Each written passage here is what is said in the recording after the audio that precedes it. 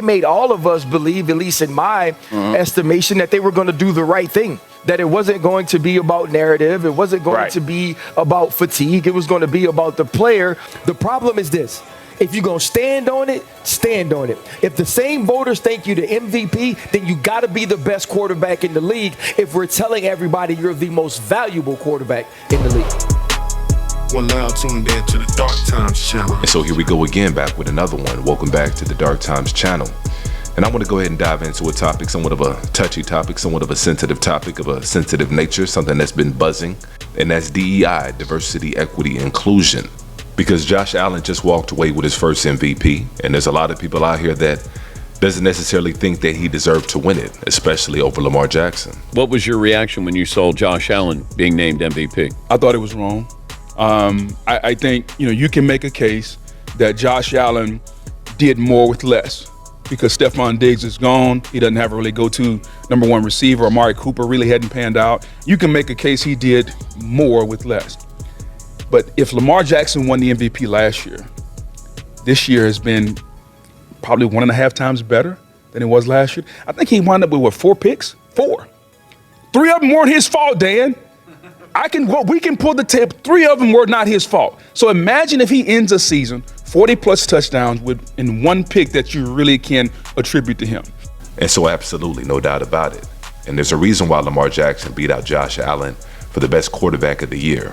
Like, you think Josh Allen had a better season, so then you also think Josh Allen is the MVP, and you think Josh Allen is first-team All-Pro. To me, it seems kind of foolish to be like, but MVP valuable means something different. Nah, man. Like, I think that Lamar Jackson's first-team All-Pro quarterback and Lamar Jackson's MVP. They made all of us believe, at least in my estimation, that they were going to do the right thing. That it wasn't going to be about narrative. It wasn't going to be about fatigue. It was going to be about the player. But Josh Allen flat out balled. And so when we look at it from that standpoint, you got to take into account the level of expectations that were not placed on his shoulders. He's viewed as somebody who exceeded expectations. Lamar Jackson is viewed as somebody who lived up to expectations. And in some cases, that's what determines you getting the MVP. And it's true, like Stephen A. Smith laid out, you could make the argument that Josh Allen did more with less.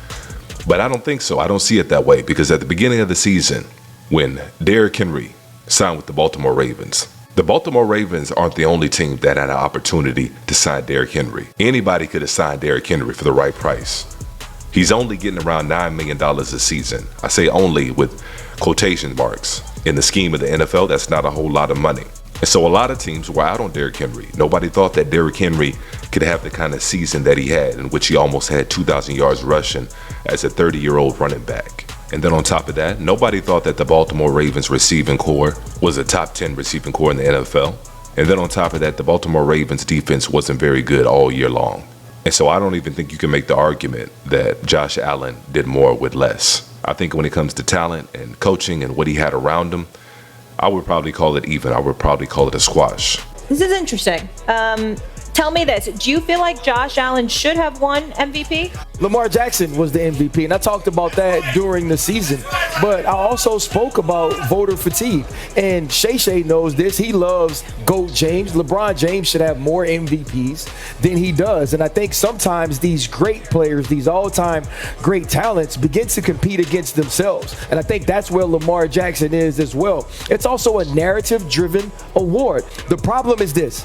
If you're going to stand on it, stand on it. If the same voters think you the MVP, then you got to be the best quarterback in the league if we're telling everybody you're the most valuable quarterback in the league. That's where it gets shaky. It's like, yo, you're the MVP, but you're not first team All-Pro?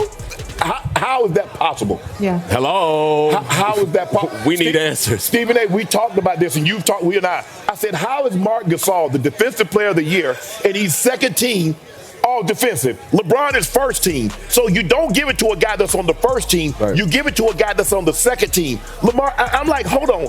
Now, the only thing I was like, well, maybe Saquon's going to win the MVP that'll be like, Derrick Henry is second team All-Pro running back, but offensive player of the year is Derrick Henry. Yeah. How is that possible? Yeah. And so a lot of people are saying the reason why this happened, the reason why that's possible, the reason why Lamar Jackson cannot win the MVP, but win the best quarterback in the NFL is because of voter fatigue. People just got tired of Lamar Jackson winning MVPs. He won 2 back-to-back MVPs, and there was voter fatigue. And that's interesting because you don't see it in other sports. The only sport that we see voter fatigue in, or so-called voter fatigue in, is the NFL and the NBA. But voter fatigue feels like an injustice. That feels like it's a personal thing. That's about me being sick of it. That's not about the player. Right. And that's not right. Well, they didn't get fatigued to give it to Gretzky because he won it 9 times in a row. Yeah. So it just seems like it's in certain sports where they have voter fatigue. They didn't have fatigue of Shohei because keep winning it. And so Shannon Sharp, once again, right on the money. The only 2 sports that we see it in is the NFL and the NBA. Because back when the award first came out, back in 1959, I believe, Jim Brown was winning it. And Jim Brown could have won it every year. And that's back in the time where it was a running back league. It was a running back driven league. The quarterbacks only threw the ball a handful of times a game. And for the most part, it was dominated by the running back. And Jim Brown could have won that award every year. But instead, they gave him 2 awards. And then after that, it was quarterback, quarterback, quarterback, quarterback. And we all know what the quarterbacks looked like back then.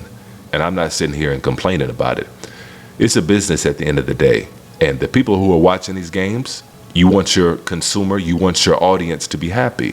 When you have the majority of your audience and they look a certain way, they want their MVPs and they want their heroes to look a certain way.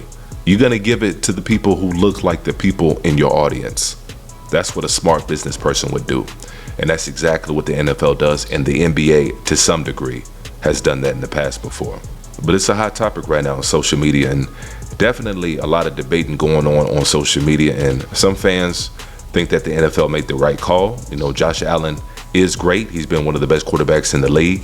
And if it wasn't for Lamar Jackson, I think he should have won it. But let me know what you guys think. Let me know where you guys stand. I would love to hear about it in the comment section below. And make sure you guys go ahead and hit that like button on your way out. And if you're not subscribed to the channel, make sure you go ahead and do that as well. And as usual, peace and chaos.